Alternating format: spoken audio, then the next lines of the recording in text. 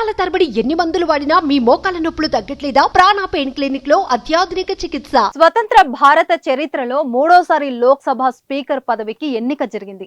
దాదాపు 50 ఏళ్ల తర్వాత స్పీకర్ పదవికి ఎన్నిక జరగడం గమనార్హం. లోక్సభ స్పీకర్ ఎవరు అనే సస్పెన్స్ తొలగిపోయింది. 18వ లోక్సభ స్పీకర్ గా ఓం బిర్లా ఎన్నికయ్యారు.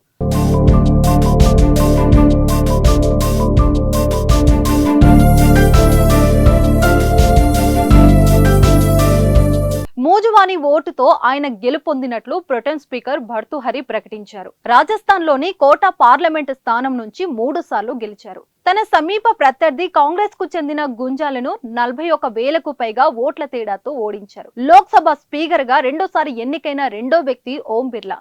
అంతకు ముందు బలరాం జాఖర్ ఒకరు మాత్రమే వరుసగా 2 సార్లు స్పీకర్ పదవిలో ఉన్నారు. ఆయన 1980 నుంచి 1989 వరకు స్పీకర్ గా బాధ్యతలు చేపట్టారు.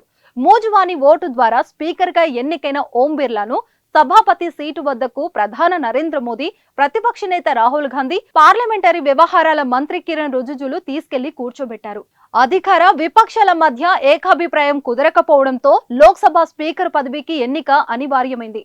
ఇండియా కూటమి నుంచి Congress MP K Suresh nomination దాఖలు చేశారు. బుధవారం లోక్సభ ప్రారంభమైన తర్వాత మిగిలిపోయిన 7 ఎంపీలతో ప్రొటెం స్పీకర్ ప్రమాణ స్వీకారం చేయించారు. అనంతరం స్పీకర్ ఎన్నిక ప్రక్రియ ప్రారంభమైంది.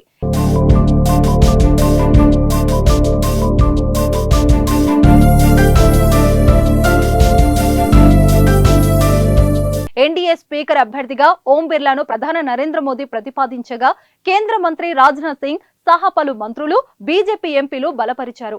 ఇప్పటి వరకు పనిచేసిన స్పీకర్లు అందరూ నామినేట్ అయిన వాళ్ళే.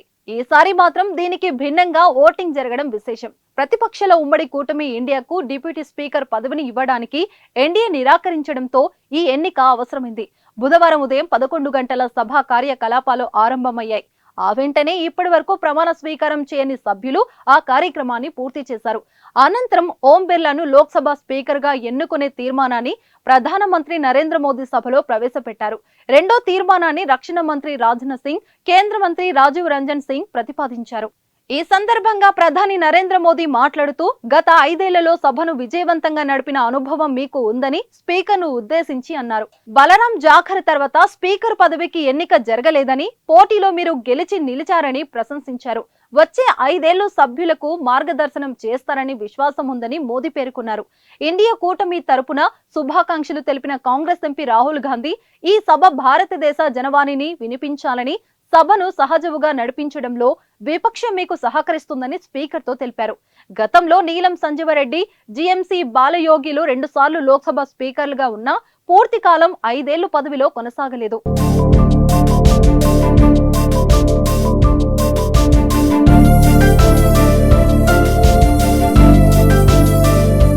సుమన్ టీవీలో మీ పర్సనల్ అండ్ బిజినెస్ ప్రమోషన్స్ కోసం కింది నెంబర్కి కాంటాక్ట్ చేయండి.